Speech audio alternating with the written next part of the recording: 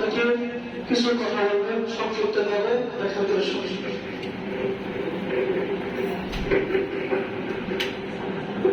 আসসালামু আলাইকুম ওয়া রাহমাতুল্লাহ। আমি মঞ্জুর মোর্শেদ। আমাদের কারণাঞ্চলের আর কি ওই দিন এই সমস্যাটা আমরা যখন শুনলাম, তো শোনার পরে সবার সাথে সাথেই আমাদের মানে ছাত্ররা আমরা যারা একত্রিত হয়ে কাজ করতেছি, আমাদের সাথে মাশাআল্লাহ অনেক ভাইয়েরা আছেন। তো আমাদের সাথে একটা মানে একজন বোন কাজ করেন, উনি দেখলাম যে আমাদের চেয়ারম্যান সাহেবের পরিচিত।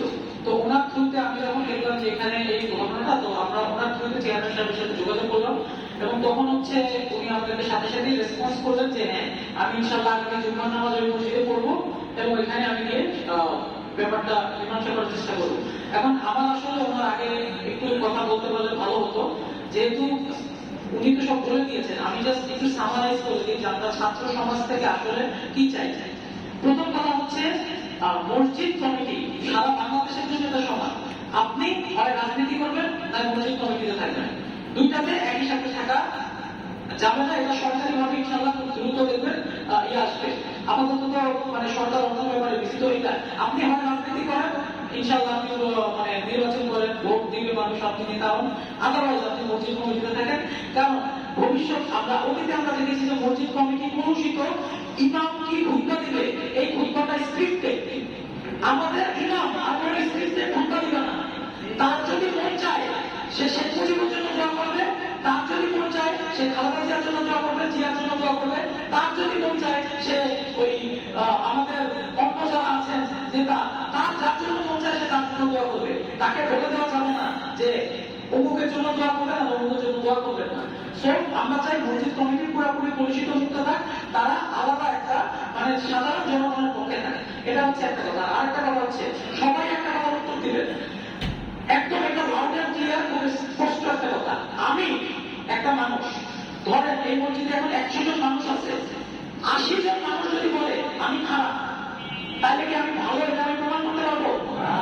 হ্যাঁ, এবার বলি কামনাকির চরে মসজিদের সংখ্যা 140টা, প্লাস মাইনাস 142 থেকে হতে পারে 140টা।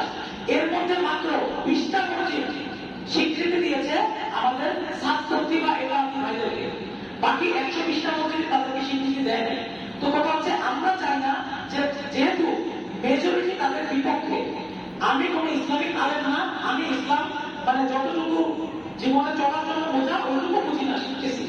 আমি ওই ভিতরে যাবো না যে তারা রাইট থাকিল। আমি যেটা বলবো এলাকার 140টা মসজিদের মধ্যে 120টাই আপনাদের বিপক্ষে, তাই অন্তত এই মসজিদের কমিটিতে আমি চাই না মানে এই ছাত্র সমাজের পক্ষ থেকে এবং চেয়ারম্যান সাহেব আসছে কথা সেম আমাদের। আমরা চাই না যে কোনো ছাত্রী বা একাতি ভাই মসজিদ কমিটিতে থাকুক। আপনারা এই পক্ষের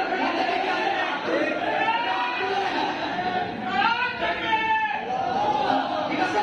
আমার কথা হচ্ছে ভাই আপনাদের যদি হ্যাঁ আপনারা ওইভাবে স্বীকৃতি নিয়ে আসেন, হাইকোর্টে লিখ করেন, আপনারা এখানে আসেন, আমরা ছাত্ররা যেভাবে রাস্তায় বেরোয় আমাদের স্বীকৃতি আদায় করছি, আপনারা এভাবে স্বীকৃতি আদায় করেন, আপনারা মানে যা ইচ্ছা করে।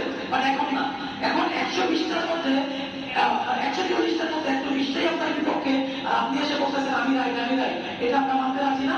আর কথা হচ্ছে মসজিদ কমিটি এলাকাবাসী আপনারা সবাই ভোট দিয়ে আজকে মসজিদের মানে জুম্মার নামাজের পরে হচ্ছে কোনো একটা সময় হোক, আপনারা ওইভাবে করে ঠিক করে এলাকাবাসী আপনারা প্রত্যেকে প্রয়োজনে ভোট দিয়ে দিয়ে মসজিদ কমিটির মেম্বারগুলো ঠিক করেন। তবে একটা দাবি হচ্ছে কামরাঙ্গীরচরের সকল মসজিদ আমরা উদ্যোগ নিয়েছি, মসজিদ কমিটিটা ঢেলে সাজাতে হবে। ঢেলে সাজানো বলতে এমন না যে এই কমিটি বাদ দিয়ে দিলাম সবাইকে। আমরা যখন একটা মানে ঝুড়িতে আমি আলু রাখছি, এটা ঢেলে সাজানো কি হবে?